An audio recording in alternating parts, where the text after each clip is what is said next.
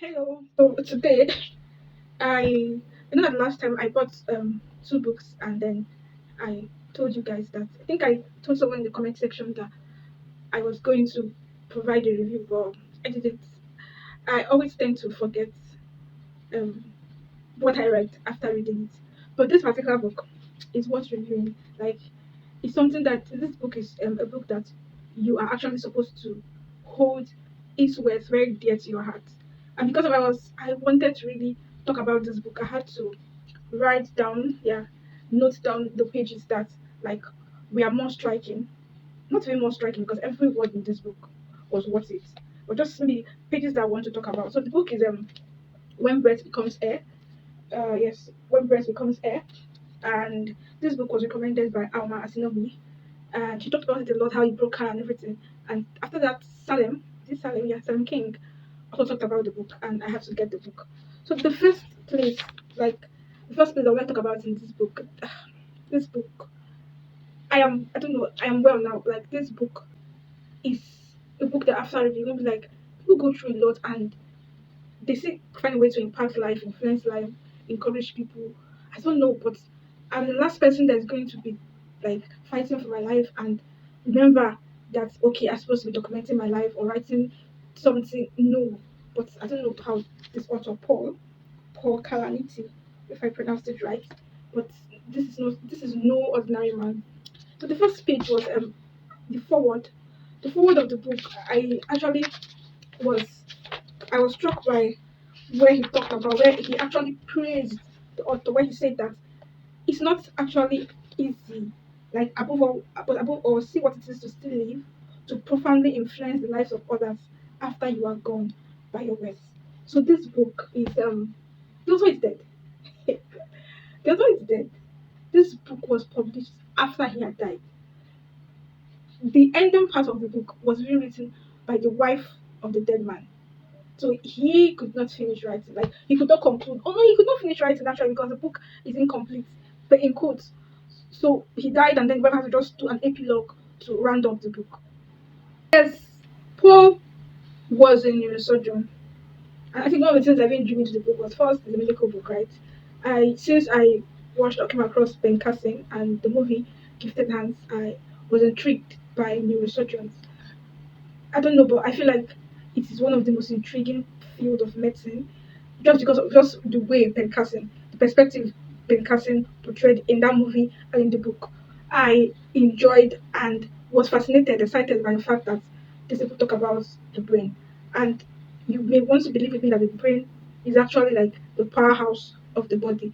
The fact that you're able to speak, write, feel, neurons, nerves, language, and like a lot of things that happens just because there's something an organ called the brain, and this set of doctors that specify or specialize in this organ or in part of the body, I feel like they are just doing a lot. Like it's very very wonderful because to be honest, the brain is something. Even Ben Carson said it, that it's not something that you can like say okay I've truly understood how the brain and the cells work. No, so I actually respect and um admire neurosurgeons. So Paul was a neurosurgeon.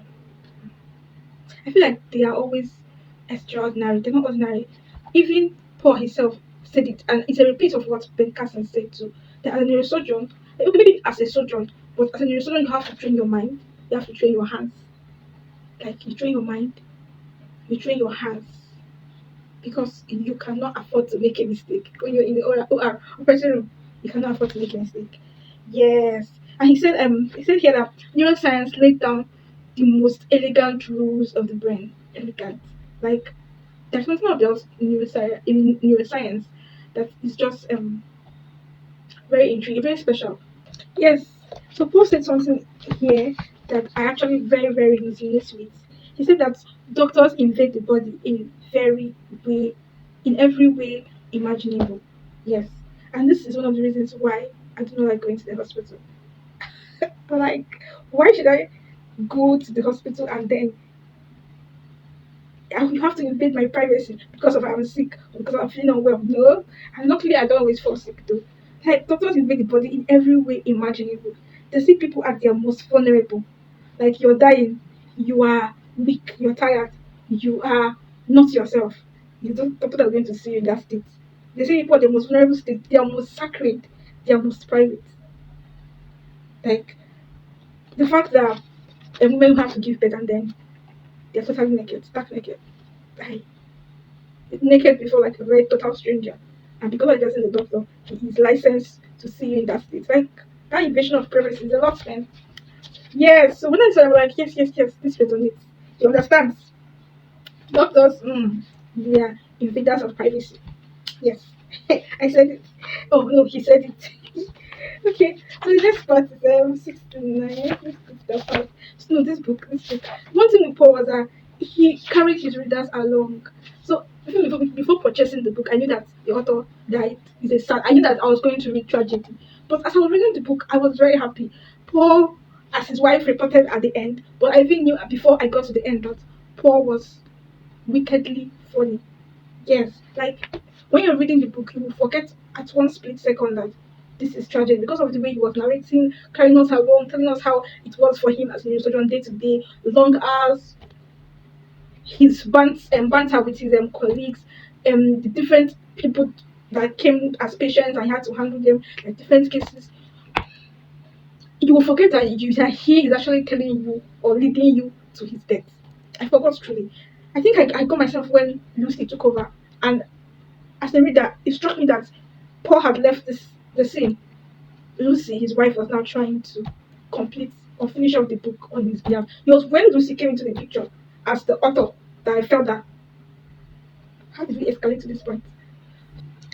So watching Ben Carson did not really buttress or show off the fact that doctors are the profession is not a normal kind of profession because how can normal 9 to 5 doing 40 hours in 5 working days and then they are doing 100 plus hours in 7 working days because they don't have like 5 working days, they work Sunday to Sunday.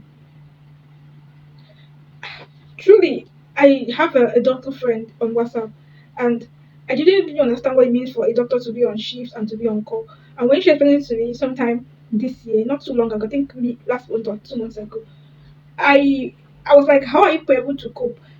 Shift call, like someone's going to be working at a stretch for more than 30 hours because of you're on shift, you're on call, and the person is supposed to be surviving and all your like your brain will still be working.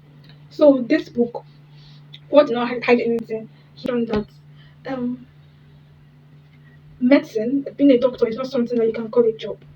Mm-mm. It's something that um you can relate to being a calling. Yes. It's not really something that you say, okay, this is my source of livelihood, or I'm doing it because I want to fund my lifestyle. Like it's really like a calling. They calling because he said that most of his colleagues, if they want a job, they go for something a specialty of medicine that do not require all that hectic stress. Like they go for something like radiology, aestheticians, those kind of plastic surgery, those kind of specialization that's going to make them work like normal human beings. 9 o'clock to 5 p.m. You shut down and you go home. Not the one that requires you to be on your feet 24 hours. That kind of job is not going to refer to as a job but as a calling because it takes inner drive, it takes passion, it takes something externally to drive you to continue to develop every day. Yes. So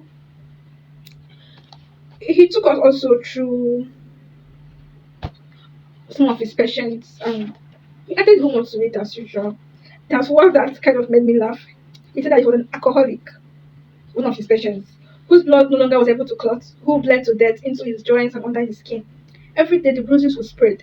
Before he became delirious, he looked up at me and said, "It's not fair. I have been diluting my drinks with water." You know, African doctor is always telling us that no matter how you dilute your soda, Coke, Mirinda, it is still sugar you're drinking. That's what came to mind. So the alcoholic man was trying to make him understand that even though he took alcohol, that but he was diluting it with water. So why is that this is unfair? Like the suffering, like this illness, this ailment that he is actually enjoying right now is not fair because he was actually diluting his alcohol, his alcoholic drink with water. I laughed. I say God, oh, hey. So that's for that part. Then he also took us through his, and this part got me very angry because it's not the first time I'm seeing people doing self harm to themselves. I don't know why that happens, but maybe I don't know. He said just for him to be able to be awake because I can't really explain. You to just go and buy this book and read. I cannot really explain how tedious the work was for him. He was having backache. Like he won't sleep 24 hours. Like there's one he even explained that he was attending to a patient all through the night, and then when he now like left in the morning, immediately he was driving into his house. His pager, that's the name. His pager rang, he went off, and he was asked to rush back to the hospital. Something has just come up. How? And you call that a job? That's not a job. That's the life calling. So he said here that the schedule took a toll as residents were working as much as 100 hours a week, though regulations officially capped our hours at 82, 88. There was always more work to be done. My eyes watered, my head dropped. I downed energy drinks at 2 a.m. at work. As a doctor, and I'm sure you know that energy drinks are not even good for your health or anything. But because of he wants to stay on the job, do his best, you're taking energy drinks at 2 a.m. on empty stomach. Oh, they don't even have the chance to eat. There's also a place in the book where he talked about where he was taking sandwich, drunk up and down, taking drugs in the hospital canteen. As he was taking a bite, they called him. He has to rush and throw the sandwich one side and rush to attend to his patient. Came back and continued after how many hours? This when I read this part, I was angry. I was like, why are you doing this to yourself? Kukuma, I think Kukuma resigned. Kukuma quit. And I remember that it's not a job, it's a life calling. I down energy drinks at 2 a.m. at work. I could keep it together, but as soon as I walked out of the hospital, the exhaustion would hit me. I staggered through the parking lot, often napping in my car before driving the 15 minutes home to bed. This is not torture. Eh. Not all residents could stand the pressure. One was simply unable to accept blame or responsibility. He was a talented surgeon, but he could not admit when he had made a mistake. I sat with him one day in the lounge as he begged me to say help him save his career. If I'm the one to, I'm not going to. My mental health is going to be at stake. Can they count me or no? 100 hours. Under the 40 hours I was doing now, if you see how tired I am by Friday, I think as at Wednesday, I've already locked up for the week. Next I should not do 100 hours. And that 100 hours, no break, oh, nothing like break. You're going to be on your feet, cracking your brain because they're always thinking on their feet. They're always making life decisions. It's not about Jerry Gambia. It's not about Jerry Gambia.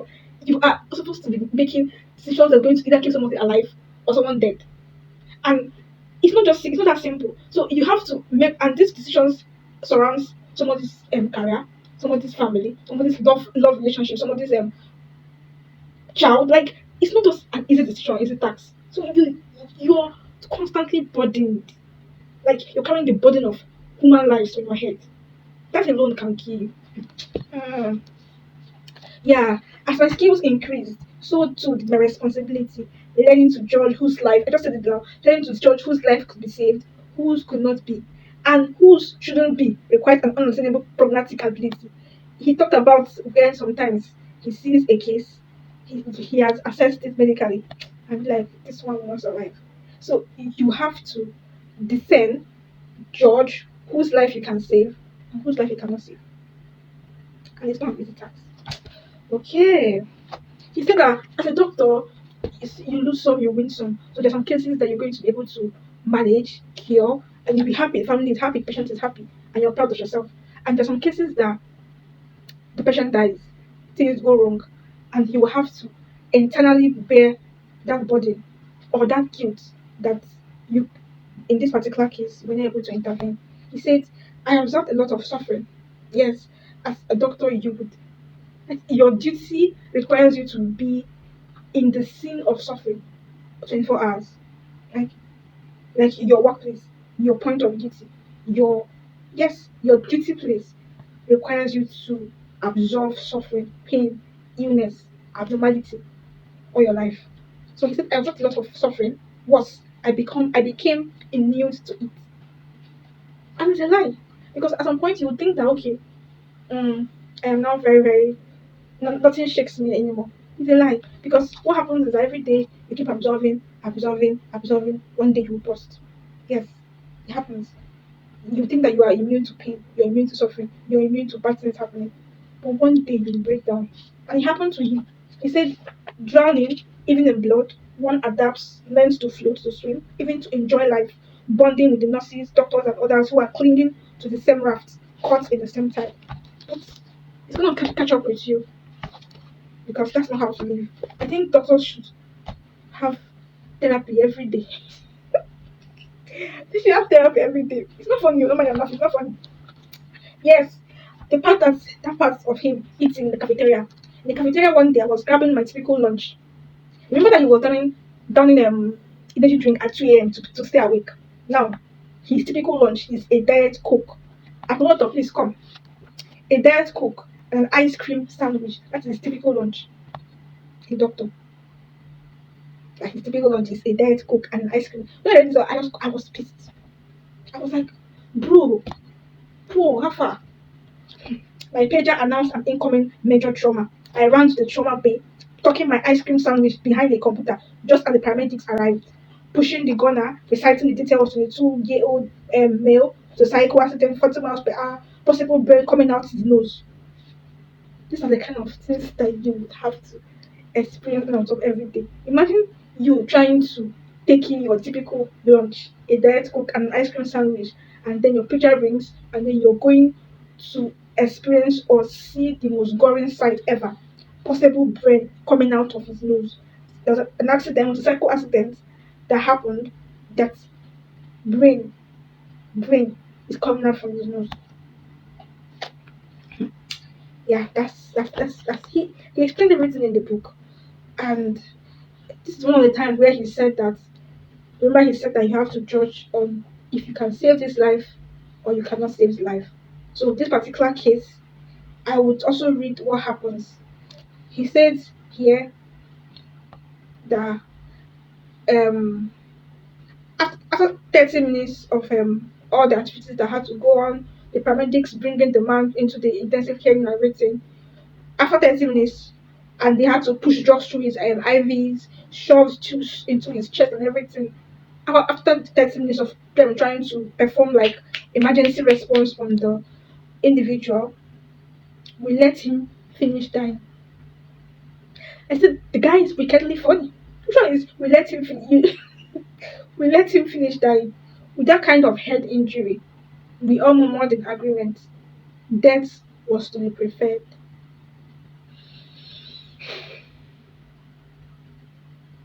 A minute silence, please. Death was to be preferred. This is like you are passing death judgment on somebody because of your work. I slipped out of the trauma bay just as the family was brought in to view the body. Then I remembered my diet coke, my ice cream with sandwich, and sweltering heat of trauma bay. One of the ER residents covering for me, I slipped back in, ghost like, to save the ice cream sandwich in front of the corpse of the son I could not. Another wicked humor. Which one is I slip back in, ghost like, to save the ice cream sandwich in front of the corpse of the son I could not? So since he could not save corpse, he had to save the sandwich. Yeah, poor. It me remind that he was writing this as someone that is a dying man. The book is like every day in the life of Inyo Sojourn. He took us through as if he was doing like a video blog. Yes, but this time now in a book, telling us like everything. The one like it's not okay. The fact that okay, you have a patient and you need to explain the illness or the disease to the patient. And most time when it has to do with the nerves, the brain, it's always like a lot. It's not malaria, it's not fever, not that kind of it's not any kind of disease I just have to just dismiss. You have to calm the patient down and explain. And remember that this what you're going to say is going to like change the patient's mood, and so you just have to tailor your words so fine. And he said that you don't have to say everything at once. You have to serve the patient a dose at a time, a spoonful of trouble at a time. So you don't have to pack the patient with a lot of information. Okay, what's happening to you, and no, step by step. Why? Because this is life and death, and you do not want the words that you're saying to even kill the patient faster than the illness itself. You get, so you have to always like maintain caution when explaining the illness to the patient or the patient's family member. He said, okay, and the fact that he had a child was born without a brain. Yes. Driving home later that night after gently explaining to a mother that her newborn had been born without a brain and would die shortly. So, like, how do you explain this kind of situations to a mother that just gave birth? Explain her that, okay, after your 9 months and the painful process of delivery, that the child you gave birth to has no brain. How do you begin to explain this? So, these are like some of the things that he took us through. He said that those burdens, like these burdens, the stories that he told, like what he had to experience, are what make medicine holy and wholly impossible. In taking up another's cross, one must sometimes get crushed by the weight. The fact that it was his profession, he's a doctor, he's used to it, you will surely get crushed by the weight of these burdens. And he said that this is what makes medicine holy. I underline those words because it's truly holy. It's not a small something, sacred. Fast forward to when he was diagnosed of lung cancer. I think this everybody's going to be enjoying the flow, the sequence of Paul narrating what it is to be a neurosurgeon until he was diagnosed of lung cancer, and then he had to stop work for a while, and then he went back to work also for a while. Went back to work and he was taking NSAIDs, taking a lot of painkillers just so that he could be able to work. That too annoyed me because I don't know, I cannot really question the decisions of a dead man. He did what he knew or just what he wanted to do, and I cannot at all. I have no moral standing or right to question his decision or what he did to make himself happy. So another thing that I actually noticed was that Paul was a very considerate person. He was dying. He's the one in pain. He's the one dying, but he was always thinking of the welfare of the people he's going to leave behind, his family, his wife, his family members, his child.